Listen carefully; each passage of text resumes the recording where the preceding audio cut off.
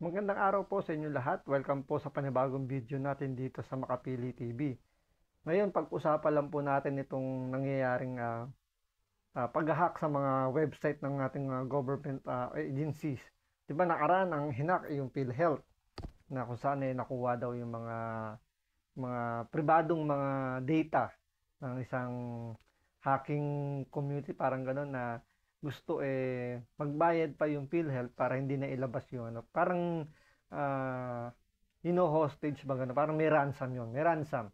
Ngayon, ito namang nangyari, yung House of Representatives naman, yung Congress natin, is nahack din daw yung kanilang website.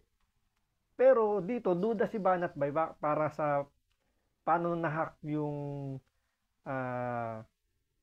website ng Congress, samantalang na-access pa naman daw ito. So dito parang sinasabi, diversionary tactic lang to dahil medyo may kailangang parang meron silang gustong makuhang pondo or parang nilipat lang nila yung issue. So panoorin natin to para mas maintindihan natin. Naka-down na naman ang website ng House of Representatives. Marami kasing nagtangkang i-access ito. Pati raw website ng Senado, tinangka na ring i-hack. Nasa frontline ng balitang yan, si Marian Enriquez.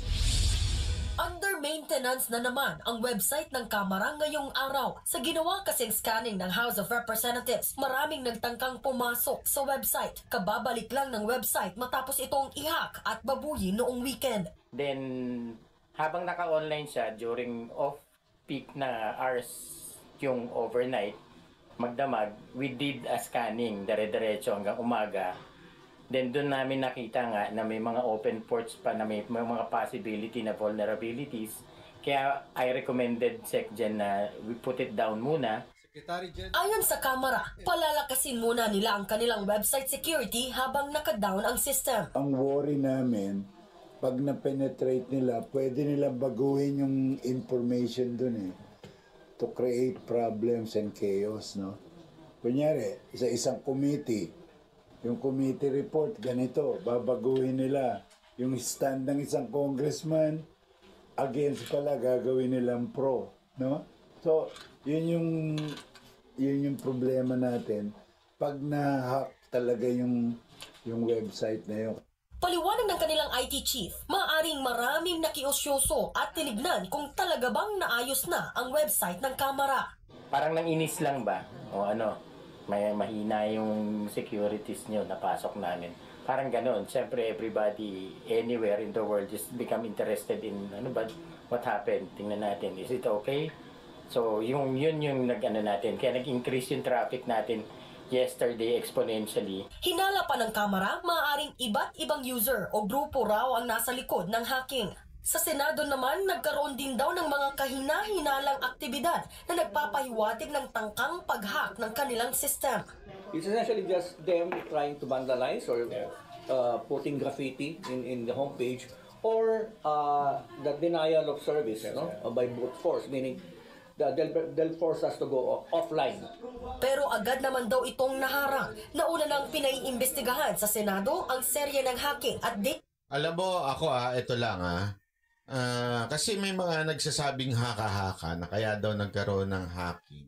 Una, dahil humihingi ng budget ang DICT for their confidential fund. That's possible, di ba? I think it's possible na kaya ho nagkaroon ng hacking. But meron ding haka-haka na nagsabing kaya etong fake hacking na to kasi 'di ba kahapon pinag-usapan natin na medyo sabi nga fake ho ito, bakit kanyo? Kasi yung na-discover ni SAS Rogando Sasot na kung saan pag IP address ang nilagay mo hindi naman naka-hack. Pero pag yung talagang address yung name na congress.gov, yun ang nakahack. So parang sinasabi ni SAS doon na medyo fabricated yung hacking. Ang tanong why?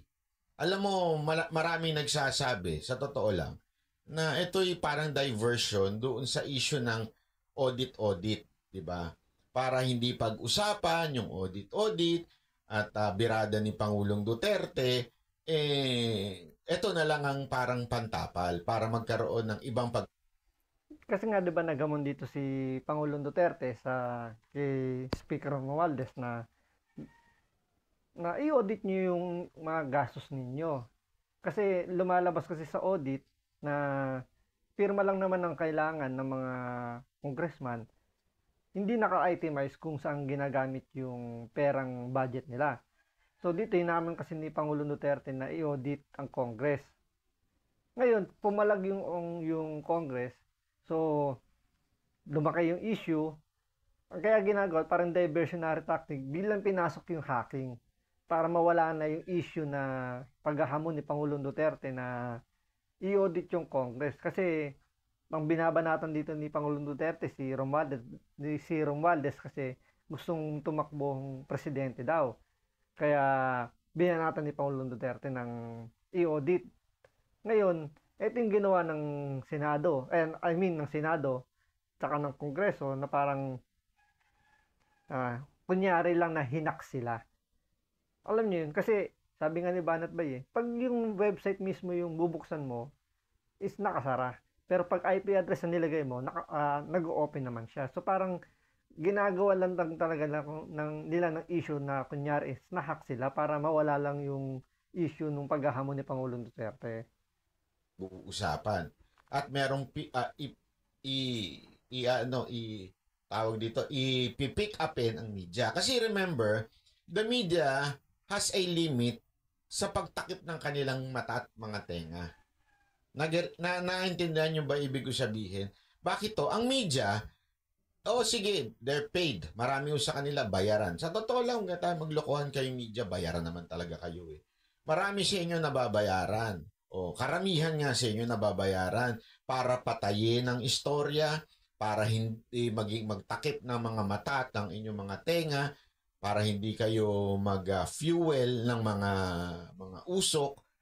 Kayo talaga yan ang papel ninyo. Sa totoo lang, wag na tayong magtarantaduhan dyan. Papel nyo huyang media. Ngayon, to be able na para magawa nila yon, kailangan there would be issue. Diba? Or else, hindi sila forever na pwedeng magtakip ng tenga at mata.